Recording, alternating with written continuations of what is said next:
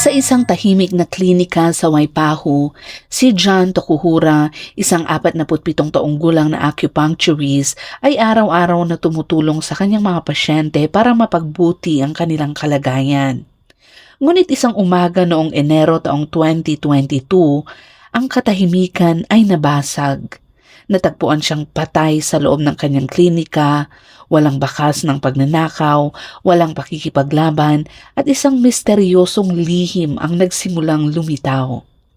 Isang relasyon na nagdulot ng pagtataksil, selos at galit at hanggang sa humantong ito sa isang trahedya na yumanig sa buong Hawaii.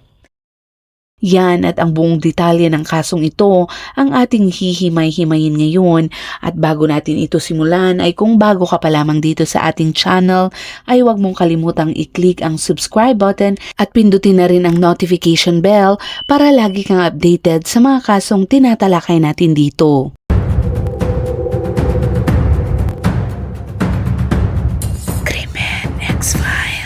Noong 13 ng Enero 2022, malinaw at maganda ang kalangitan sa Honolulu. Maagang nagising si Tokuhara Lily, 81 taong gulang, ngunit may kakaiba siyang pakiramdam ng pag-aalala.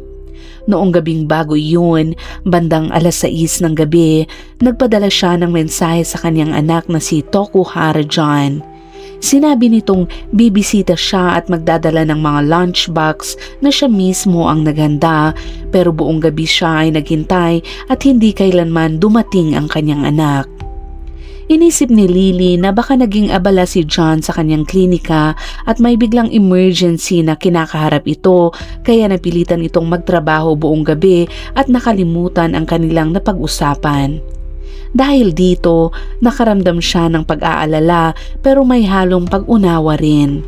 Kinaumagahan naman, maingat niyang inayos ang pagkaing niluto niya at nagmaneho papunta sa klinika ng kanyang anak.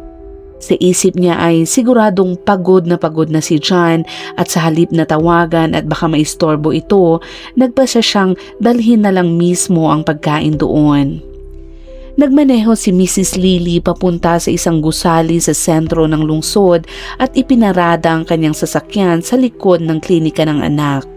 Pagdating niya roon, agad niyang nakita ang pamilyar na puting pick-up truck ng kanyang anak na nakaparada din sa harap at bukas pa ang likod ng pinto nito.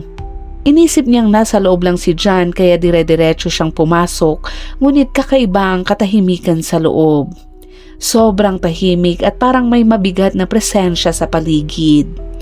Unti-unting nakaramdam si Lily ng matinding kaba.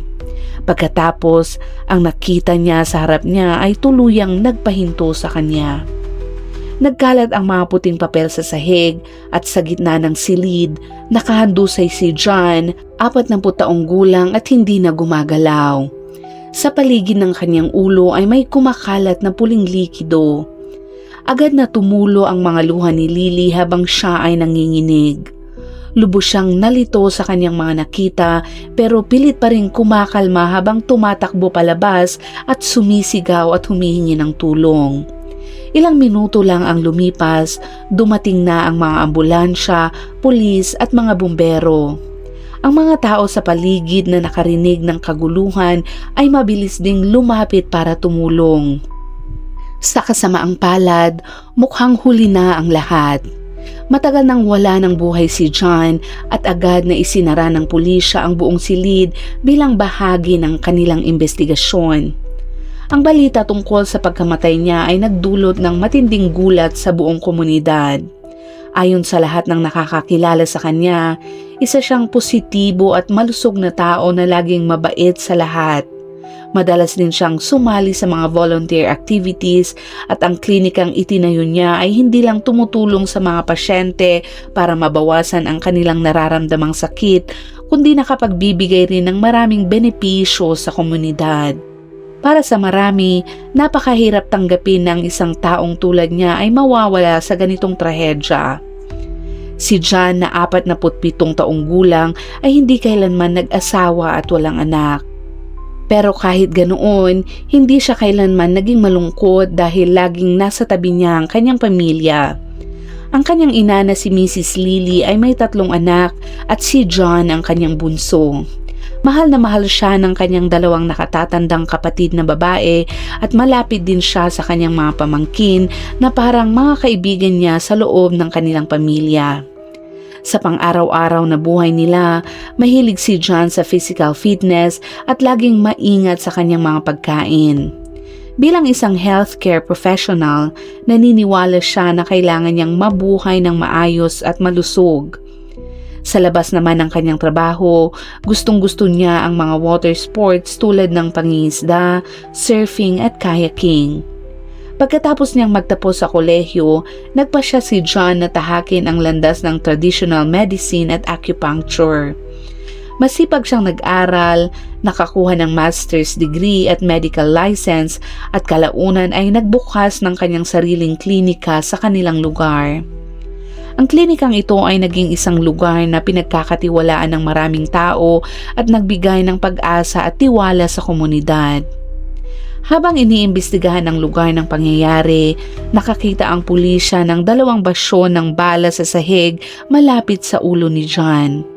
Sa isang sulok naman ng silid na mas malayo, malapit sa refrigerator, nakakita pa sila ng 2 pang basyon ng bala.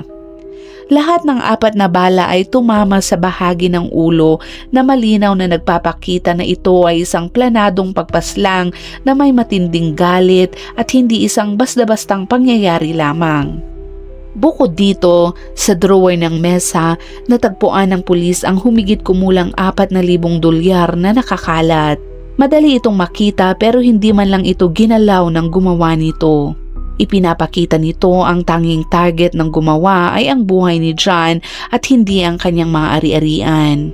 Sa lugar naman ng pangyayari, nakakuha rin ang pulisya ng isang pulang fingerprint na malinaw na nakikita sa dingding na pinaniniwalaang mula sa dugo. Bukod pa rito, nakakita ang mga detective ng 2 cellphone sa ibabaw ng mesa na parehong pag-aari ni John. Ang isa ay maaari lamang kumonekta sa Wi-Fi at iyon ang teleponong ginagamit niya para sa paglalaro. Ang isa naman ay ang kanyang pangunahing cellphone. Ayon sa data, huling ginamit ang teleponong iyon noong 6:18 ng gabi sa araw na iyon.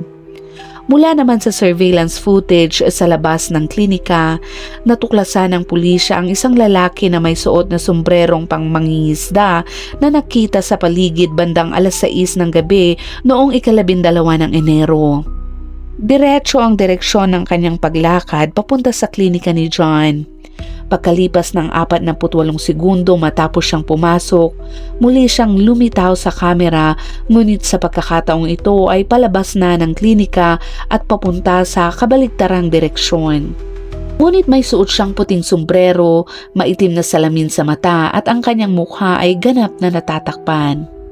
Bukod din dito, mababa ang kalidad ng kuha ng surveillance camera kaya hindi matukoy ng pulisya ang kanyang tunay na itsura.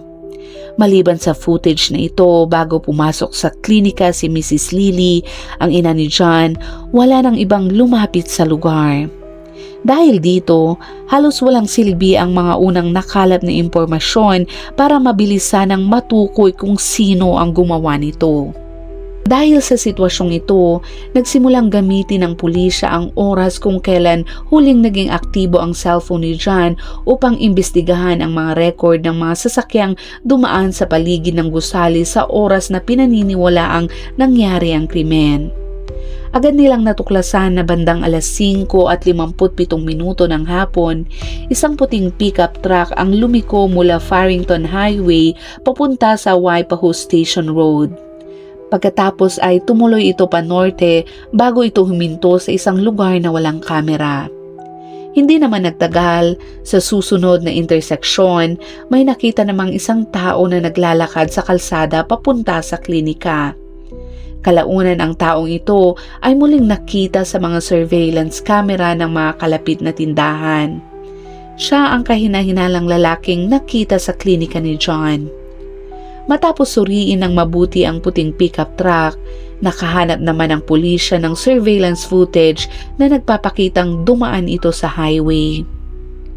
Sa pamamagitan ng paghahambing, natukoy nila na malamang ito ay isang Chevrolet pickup na ginawa sa pagitan ng 2014 at 2016.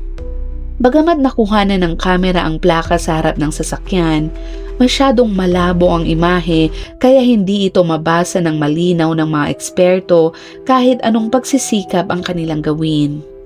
May ilang eksperto rin na nagsabing posibleng kombinasyon ito ng 3 letra at 3 numero. Mula sa impormasyong ito, agad na sinuri ng pulisya ang lahat ng puting Chevrolet pickup truck na rehistrado sa Hawaii.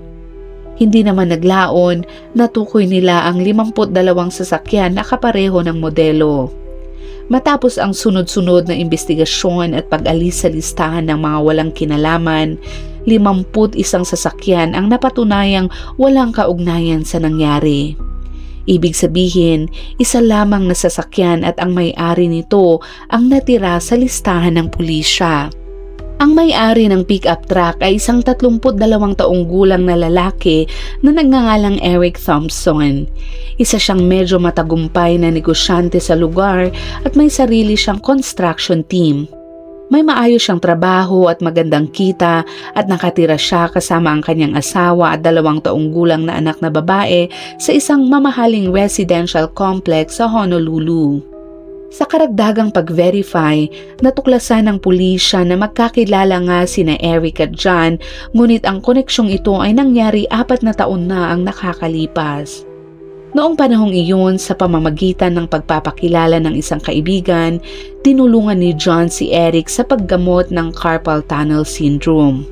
Matapos naman ang pangyayaring iyon, halos wala na silang naging ugnayan.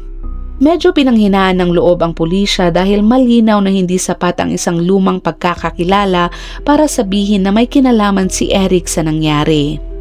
Ngunit hindi naman nagtagal, may natuklasan ang mga detective na nakakagulat na bagong impormasyon. Ang asawa ni Eric na si Joyce ay isa ring pasyente ni John. Sa pagsusuri sa aktibidad ng cellphone ni John, natuklasan ng pulisya na hindi lang simpleng doktor at pasyente ang kanilang relasyon at sa loob ng maraming taon, lihim din pala silang nagkaroon ng relasyon na itinatago nila sa iba. Dahil dito, nagsimulang itanong ng mga investigador kung si Joyce nga ba ang babaeng may romantikong ugnayan kay John ang tunay na gumawa ng krimen. Matapos ang 3 linggo ng lihim na investigasyon, sa wakas ay naglabas ng ilang impormasyon ang pulisya sa media. Lumabas na sina Eric at Joyce ay magkasintahan na mula pa noong high school. Nagkakilala sila habang nag-aaral sa Kalani High School at sa mga lumang larawan, makikita na pareho silang mga kabataang may kapansin-pansing itsura at masayang personalidad. Noong 14 ng Enero 2014, opisyal silang nagpakasal. Sadyang pinili nila ang petsang iyon dahil iyon ang 13 anibersaryo ng kanilang relasyon. Napakagarbo ng kanilang kasal na ginanap sa isang villa sa tabing dagat sa Hawaii. Matapos naman magtapos sa University of Hawaii, ibinuhos ni Eric ang lahat ng kanyang oras at lakas sa pagpapaunlad ng kanyang karera. Nasa kanyang 20 pa siya ay naging may-ari na siya ng isang construction company at pinamunuan niya ang isang team na may 12 ng empleyado at humawak ng maraming malalaking proyekto. Dahil sa malaki niyang kita, mabilis siyang nakabili ng bahay na nagkakahalaga ng $2 milyong bilang tahanan ng kanyang maliit na pamilya. Samantala, si Joyce naman ay nagpasya na mag-focus sa kanyang pamilya at maging matatag na suporta sa likod ng kanilang tahanan. Sa panahong iyon, napakatamis ng kanilang buhay mag-asawa kaya maraming tao ang humahanga sa kanila. Ngunit matapos ang ilang taon ng kanilang kasal, wala pa ring anak sina Eric at Joyce. Dahil dito, madalas silang nababahala at nakakaranas ng pag-aalala at takot. Nagpakonsulta sila sa Western Medicine, ngunit sinabi ng mga doktor na parehong malusog sila at pinayuhan silang maging matiisin. Sa panahong iyon, isang matandang guro sa high school na nagturo sa kanila ang nakarinig sa kanilang problema. Masigasig niyang ipinakilala ang mag-asawa kay acupuncturist John na sinasabing kayang ayusin ang katawan at makatulong sa fertility. Nang marinig ito, agad na pumunta si Joyce sa klinika ni John para sa pagpapagamot. Pagkatapos naman ng ilang sesyon ng acupuncture, natukoy ni John na may bara ang daloy ng dugo ni Joyce at kailangan pa ng karagdagang massage techniques bilang suporta. Pumayag si Joyce dito at sa panahon ng paggamot na ito, dinala pa niya ang kanyang asawa na si Eric sa klinika at humiling kay John na tulungan siyang gamutin ang carpal tunnel syndrome ni Eric. Matapos mangyari ang kaso, kinailangan ng mga detective na magsagawa ng masusing pagsisiyasat upang matuklasan ang lihim na relasyon ni John at Joyce. Sa pamamagitan naman ng pagsusuri sa malawak na electronic evidence, kabilang ang hanggang 5,600 na text messages, tawag, video calls at larawan na pinagpapalitan nila, natuklasan nila na matagal ng lihim ang kanilang relasyon. Samantala sa tulong ni John sa paggamot, nagtagumpay naman si Joyce na mabuntis at nanganak ng magandang anak na babae. Ngunit matapos manganak, naging kasintahan na ni Joyce si John. Tapat niyang sinabi sa kanya na wala siyang balak na iwan ang kanyang asawa, ngunit handa siyang manatiling lihim na kasintahan ng doktor. Wala silang alinlangan sa pagpapahayag ng malalim na damdamin sa pamamagitan ng text messages sa isa't isa. Ang kapansin-pansin dito ay ang malaking agwat sa edad nila. 15 taon ang pagitan ni John at Joyce at sa simula ng kanilang relasyon, siya ang laging nangunguna. May mga araw na kayang magpadala ni John ng hanggang 50 na magkakasunod na mensahe kay Joyce. Ang nilalaman ng kanilang palitan ay napakasensitibo, kabilang ang mga nude photos, pornographic videos at napakapribadong usapan. Ngunit tila natapos bigla ang lahat ng ito 6 na buwan bago ang nakakatakot na pangyayari. Lumabas na natuklasan ni Eric, ang abalang asawa ni Joyce na laging nagtratrabaho mula umaga hanggang gabi, ang lihim na relasyon ni Joyce sa doktor na ito. Dahil sa kanyang ugali na laging maagang umaalis at huling bumabalik, isang gabi na wala siya sa bahay, nagpasya si Eric na suriin ang home security camera system at hindi niya inaasahang may nakita siyang kakaiba. Isang gabi bandang 1:00 ng umaga, lihim na umalis si Joyce sa kanilang bahay. Ang lalong nakakaalarma ay makikita sa kamera na iniwan niya ang kanilang bagong silang na anak na babae ng mag-isa sa bahay na iyon. Pagkalipas naman ng mahigit 30 minuto, bumalik ang kotse ni Joyce sa harapan ng kanilang gate. Hindi maiwasan ni Eric ang magtanong sa kanyang isip na sa ganitong hating gabi, saan nga ba napunta ang kanyang asawa at bakit iniwan na lamang ang kanilang sanggol nang walang nagbabantay.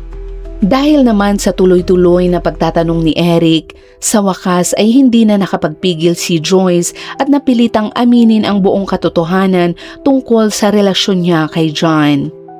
Sinubukan niyang ipagtanggol ang sarili sa pagsasabing si John ang aktibong nang akit sa kanya at wala siyang tunay na damdamin para sa kanya.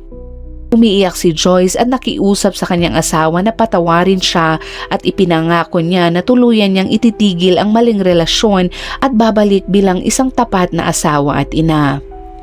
Bagamat nagpasya si Eric na patawarin siya, sa pakikinig sa pangako ng asawa na putulin ang lahat ng ugnayan kay John, medyo naging sobrang istrikto ang paraan ni Eric. Pinilit niya si Joyce na lumuhod sa harap ng parehong pamilya at mangako na hindi na muling mang-aabuso sa kanilang relasyon. At upang matiyak na hindi na siya muling pagtataksilan, nag-isip si Eric ng napakatinding hakbang. At ang mga detalyeng ito ay malalaman natin sa mga susunod na court proceedings. Nang lapitan ng pulisya sina Eric at Joyce, tapat nilang inamin na ang kanilang kasal ay dumaan sa malalaking kaguluhan dahil sa relasyon na ito. Ngunit binigyang diin ni Eric na nagsulat si Joyce ng pangako sa papel at humingi ng publikong tawad sa harap ng parehong pamilya, kaya unti-unti siyang nakapag-move on. Ibinahagi ni Eric na habang lumilipas ang panahon, unti-unting humupa ang galit niya sa kanyang asawa at ang sama ng loob sa kanyang puso. Ang importante sa kanya ay meron siyang 2 taong gulang na anak na babae at iginiit niyang hindi niya kailanman magagawa ang ganong kabaliwan na pagpatay. Tungkol sa mga pahayag ng mag-asawa, nakita rin ng pulisya na medyo makatwiran ang kanilang paliwanag. Sa mas malalim na investigasyon, natuklasan nila na mas komplikado pala ang pribadong buhay ng biktimang si John kaysa sa unang akala nila. Sa loob ng maraming taon, pinanatili niya ang magkakaugnay na romantikong relasyon sa maraming babae. Kapansin-pansing karamihan sa mga ito ay matagal ng pasyente sa kanyang klinika. Sa katunayan, kahit 2 sa mga babae ang nagdesisyong iwan ang kanilang asawa dahil sa impluwensya ni John sa kanilang buhay. Pwede kaya na ang mga babaeng ito o ang kanilang mga asawang nasaktan ay kasama rin sa listahan ng mga sospek. Dahil sa posibilidad na ito, kinausap ng pulisya ang asawa ng mga 2 babaeng ito. Ang unang asawa ng babae na nagngangalang Mark ay tapat na sinabi na noong una niyang natuklasan ang relasyon ng kanyang asawa, labis siyang nagalit at nasaktan. Ngunit habang lumipas ang panahon, natutunan daw niyang tanggapin at pakawalan ang nakaraan. Maginhawa ang kanilang diborsyo at nakahanap din siya ng bagong kaligayahan sa piling ng ibang babae. May katulad ring reaksyon ang pangalawang lalaki nang siya ay naka-interview. Sinabi niyang tuluyan na niyang nalampasan ang mga nakaraang pangyayari at hindi na siya nag-aalala pa. Sa kasalukuyan, natural na silang hiwalay ng kanyang dating asawa kaya wala siyang sama ng loob kay John. Matapos namang masuri at malinaw na maitala ang lahat ng kaugnay na relasyon, napagpasyahan ng pulisya na sina Eric at ang asawa niyang si Joyce pa rin ang pinakakahina-hinalang sospek sa kasong ito. Sa pamamagitan ng masusing pagsusuri sa mga security camera ng mga kapitbahay sa paligid ng bahay ni Eric, natunton ng mga detective ang kanyang galaw noong hapon ng 12 ng Enero 2022. Ayon sa nakalap na datos, ginawa ni Eric ang kabuuang 2 biyahe gamit ang puting pick-up truck palabas ng bahay. Ang unang pag-alis ay naitala bandang 5:20 ng hapon nang umalis siya ng bahay at dumiretso papunta sa highway. Ngunit sa ruta mula sa bahay ni Eric papunta sa acupuncture clinic sa Waipahu, hindi sapat ang coverage ng surveillance camera para masundan ang lahat ng kanyang galaw. Gayunpaman, kung ang sasakyang lumabas sa surveillance video ay talagang pag-aari ni Eric, halos eksaktong tugma ang buong timeline. Ayon sa kalkulasyon gamit ang Google Maps, ang oras ng biyahe mula sa highway papunta sa lugar ng klinika ay 35 hanggang 55 na minuto depende sa trapiko. Ipinakita ng surveillance na unang lumitaw ang puting pick-up truck sa Waipahu area matapos ang 37 na minutong biyahe na malinaw na naitala bandang 5:57 ng hapon. Mas kapansin-pansin, nakuhanan ng security camera sa kapitbahayan ni Eric ang puting pick-up truck na bumabalik at ipinarada sa karaniwang lugar sa harap ng kanyang bahay eksaktong 6:47 ng gabi. Ang kakaiba rito ay 30 minuto ang diferensya nito mula sa 6:17 ng gabi nang makita sa kamera ang misteryosong lalaki na may suot na sombrerong pangmangingisda. Hindi pa lumilipas ang 1 oras mula nang makauwi si Eric na itala sa kamera ng kapitbahay ang sunod-sunod na apoy na nagliliyab sa likod bahay ng kanyang tahanan. Tumagal ang apoy ng humigit kumulang 5 minuto. Ang pangalawang kilos ni Eric ay nangyari bandang hating gabi at ang kapansin-pansin dito ay may lumitaw na toolbox sa likod ng truck na hindi naroon sa unang biyahe. Bandang 10:43 naman ng gabi, nakauwi si Eric muli at malinaw na nakikita pa rin ang misteryosong toolbox sa likod ng kanyang truck. Nagsagawa ang pulisya ng komprehensibo at masusing paghahanap sa tahanan ng mag-asawa. Ngunit sa kabila ng masusing pagsisiyasat, hindi pa rin nila nahanap ang direktang ebidensyang makakapagpataw ng pananagutan kay Eric at Joy sa pagpatay kay John.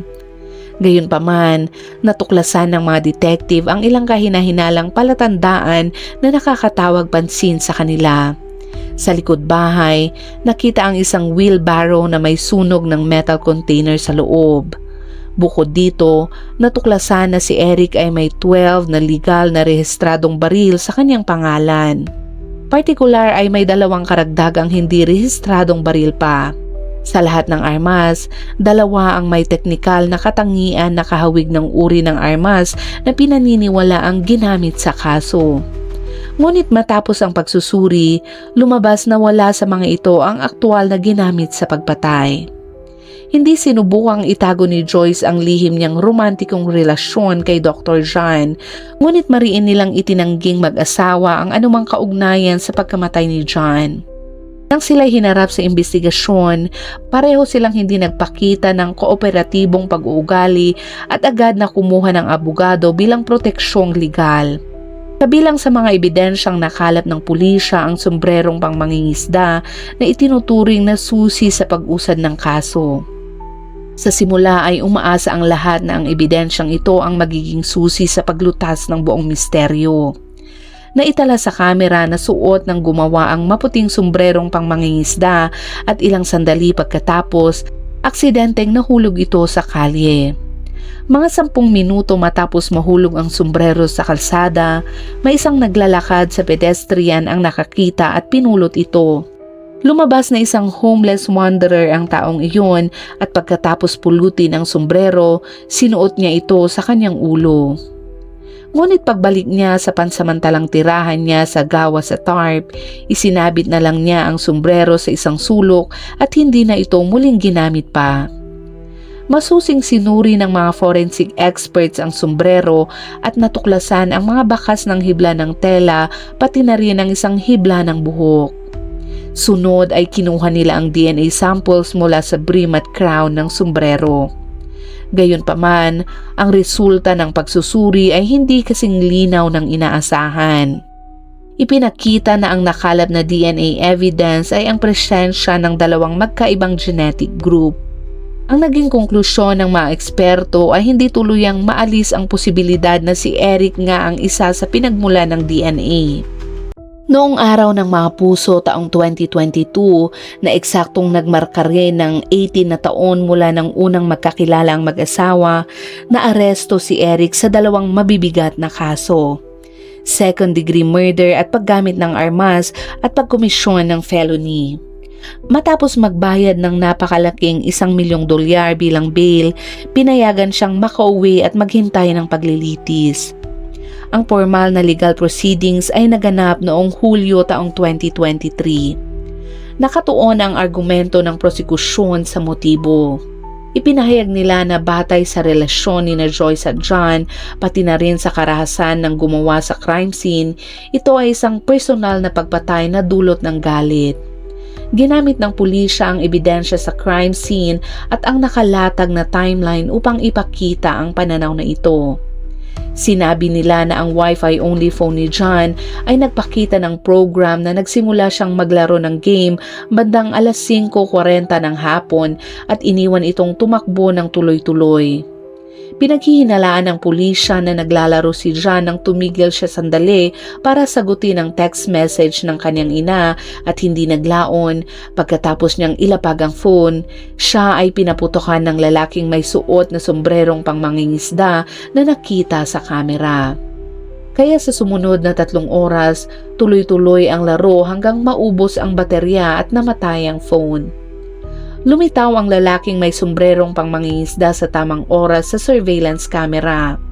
Malapit sa lugar, nakita rin ang isang Chevrolet pickup truck na pinaghihinalaang pag-aari ni Eric. Nang naitala ng mga kapitbahay ang pagbalik ng sasakyan ni Eric, ito ay bandang 40 na minuto matapos mamatay si John. Sinabi ni Eric sa pulisya na ang unang paglabas niya noong Enero 12 ay para pumunta lamang sa isang dump site upang itapon ang kanilang basura. Natagpuan ng pulisya ang isang empleyado na naka-duty sa dump site noong araw na iyon at nagpatotoo ang empleyado na hindi niya nakita si Eric na nagmaneho ng puting pick-up truck papunta sa dump. Tinuro rin ng empleyado na ang sinabi ni Eric tungkol sa paglalagay ng bricks at iba pang bagay sa lugar ay hindi rin pinapayagan sa dump. Binanggit ng prosekusyon na sinabi ni Eric na ang pangalawang paglabas niya ay para daw sa grocery upang bumili ng mga gamit sa bahay, ngunit dahil nagbayad siya ng cash, wala siyang maibigay na resibo o patunay. Inilarawan rin ng pulisya ang perpektong buhay at kasal na hinahangad ni Eric at binigyang diin na siya ay may kontroladong ugali at perfectionist na personalidad. Upang patunayan ito, ipinakita nila ang marital agreement na nilagdaan ni Eric at Joyce 11 araw bago mangyari ang insidente. Nakasaad sa kasunduan na si Joyce ay dapat tapat sa kanyang tungkulin bilang asawa at ina. Kung mahuli ulit sa pagtataksil, ang lahat ng ari-arian ng bahay ay mapupunta kay Eric at ang kustudiya ng kanilang 2 taong gulang na anak ay mapupunta kay Eric. Ipinunto ng prosekusyon na malinaw na ipinapakita ng kasunduang ito ang kontrol at pamimilit ni Eric sa kanyang asawa. Ipinagtanggol din nila na si Eric upang maibalik ang perpektong buhay na minsang mayroon siya, nagdesisyong wakasan ang buhay ni John, ang taong nagbanta sa lahat ng kanyang magandang buhay. Dahil hanggang buhay si John, hindi na magiging perpekto ang kanilang buhay. Nang binigyan ng pagkakataon na magsalita sa korte, taos-puso na ibinahagi ni Eric ang masakit na kwento ng kanyang pamilya. Sabi niya ay napagtonto ko na ang problema ay nasa relasyon ni Joyce at sa akin. Hindi ibig kong sabihin tuluyan na niyang tinigil ang pakipag-ugnayan sa kanya. Ito ang paglalahad ni Eric na may malungkot na ekspresyon. Kwento niya na naranasan ni Joyce ang sakit ng pagkawala ng bata sa panahon ng pagbubuntis at matapos ang mental shock na iyon, sinunod niya ang payo ng mga kaibigan na mag-acupuncture bilang paraan ng paggaling. Noong panahong iyon, lubos na nagtitiwala si Eric na si John ang makakatulong sa kanyang asawa na malampasan ang kanilang problema. Ngunit nakalito para sa kanya na kahit na ipinanganak na ang kanilang maliit na anak na babae, patuloy pa rin si Joyce sa mga treatment appointment at di naglaon, lumantad ang masakit na katotohanan tungkol sa lihim na relasyon ng kanyang asawa at John. Inilarawan ni Eric ang kanyang asawa bilang isang mabuting tao, ngunit sobrang inosente at madaling samantalahin ng iba. Ibinunyag niya na minsang sinabi ni Joyce sa kanya na bumisita siya sa isang fortune teller at hinikayat siya ng taong iyon na magkaroon ng romantikong relasyon daw kay John. Binigyang diin din ni Eric na matapos madiskubre ang bagay na ito, ipinakita ni Joyce ang matinding pagsisisi at determinasyon na iligtas ang kanilang pagsasama. Hindi lang nangako si Joyce na hindi na muling magtataksil, kundi pinangako rin niyang putulin ang lahat ng ugnayan sa mga fortune teller o espiritual na tagapayo. Ngunit hindi nagtagal, natuklasan ni Eric na nilabag na naman ni Joyce ang pangakong iyon nang palihim siyang bumisita muli sa fortune teller. Sa pagpapatuloy ng pagdinig, mariing itinatanggi ng defense team ang mga akusasyon na sinasabing ang lalaking may suot na puting sombrero sa surveillance images ay tiyak daw na hindi si Eric. At upang patibayin ang argumento, inimbitahan nila ang mga forensic experts bilang saksi na kinumpirma na walang DNA si Eric sa sombrero. Bukod dito, mariing ipinagtanggol ng defense team na ang puting Chevrolet pickup truck sa surveillance videos ay hindi pag-aari ng kanilang kliyente. Nagpatotoo rin si Eric sa korte na ang nasunog na kaldero na nakita ng pulis sa wheelbarrow sa kanyang bahay ay ginagamit lang upang tanggalin ang langis sa metal tools at ang apoy na naitala sa kamera ng kapitbahay ay fireworks na kanyang pinalusot sa labas habang naglalaro kasama ang kanyang anak. Dagdag pa rito, hindi nag-atubiling ipahayag ng defense team ang kanilang malalim na frustration sa kung ano ang itinuturing nilang sobrang pangit at hindi propesyonal na kalidad ng investigasyon. Inakusahan nila ang pulisya ng may bias mula pa sa simula na nakatuon lamang ang paghanap ng ebidensya laban kay Eric habang lubos na ipinagwalang bahala ang iba pang posibleng suspect. Ayon sa mga abogado ng depensa, hindi lamang mahina ang kalidad ng surveillance videos na nakalap sa crime scene, kundi magulo at pabaya rin ang paghawak sa mga ito. Pinuna nila na sobrang pabaya ang proteksyon sa crime scene at pinakamalinaw na ebidensya nito ay ang deputy sheriff na dumating sa lugar, ngunit inabot pa ng 10 minuto bago niya naalala na buksan ang kanyang personal na kamera. Bukod dito, nabigong iulat ng opisyal ang presensya ng isa pang kasamahan sa eksena. Patuloy na pinuna ng defense team ang pulisya sa pagtuklas ng mga dugo na fingerprints sa lugar, ngunit hindi nagawa ang detalyado at kumpletong forensic analysis sa mga ito. Binanggit nila na maraming malabo at kahina-hinalang punto sa kasong ito na sinadyang hindi pinansin ng prosekusyon. Isang mahalagang punto na nais linawin ng defense lawyers ay ang relasyon ni John at Joyce ay hindi unang beses na si John ay nakipag-ugnayan sa maraming babae. Ayon sa preliminary records, mayroong hanggang 2,500 text messages na ipinagpalitan ni John at iba-ibang babae. Nakakainis daw para sa kanila kung bakit kaya pinabayaang baliwalain ng pulisya ang lahat ng ito nang hindi nagsasagawa ng masusing investigasyon. Higit pa rito, nagpakita ang defense team ng mga saksi upang patunayan ang personal na buhay ni John ay puno ng kontrobersyal at kahina-hinalang gawain. Inakusahan nila ang biktima na posibleng nasangkot sa illegal gambling na nagpapaliwanag kung bakit natagpuan ng pulisya ang halagang $4,000 cash na malaking pera sa crime scene. Ipinahayag ng mga abogado ng depensa ang pagkabigla sa tila pagwawalang bahala ng prosekusyon sa ganitong mga kritikal na detalye na maaaring magpabago ng dynamic sa buong kaso. Pagkatapos naman ng ilang araw ng matinding argumento, ginugol ng jury ang kabuuang 3 buong araw sa maingat na pagsusuri at pagtalakay sa lahat ng ebidensya at argumento mula sa parehong panig. Lumabas sa huling resulta ang matinding pagkakabahagi ng pananaw. 9 na membro ng jury ang bumoto na si Eric ay guilty, habang ang natitirang 3 miyembro ay matibay na naniniwala na siya ay ganap na inosente. Dahil sa ganitong matinding hindi pagkakaintindihan at kawalan ng konsensus, napilitan ang hukom na ideklara ang mistrial. Kapansin-pansin, ang pangalawang paglilitis na orihinal na nakatakda noong Oktubre taong 2023 ay hindi rin naisakatuparan. Hanggang sa kasalukuyan, wala pang anunsyo ng bagong petsa ng paglilitis para sa kasong ito.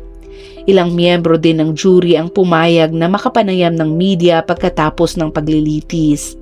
Tapat nilang ibinahagi na ang ebidensya mula sa prosekusyon ay hindi pa rin sapat na nakakapaniwala at kailangan pang palakasin. Sa pangkalahatan, naramdaman nila na kulang pa ang kritikal na ebidensya upang tuluyang matiyak ang pagkakasala ng sospek. Mahigit 1 taon matapos ang unang paglilitis, muling hinatulan si Thompson noong Pebrero taong 2025. Sa pagkakataong ito, binigyang diin ng prosekusyon ang mga pagkakaiba sa kanyang testimonya noong taong 2023. Sa huli, napatunayang guilty si Thompson sa second-degree murder at sa pagsusuot o paggamit ng baril habang gumagawa ng ibang krimen. 4 na buwan matapos ang hatol, pinarusahan siya ng habang buhay na pagkakakulong, ngunit may posibilidad na parol.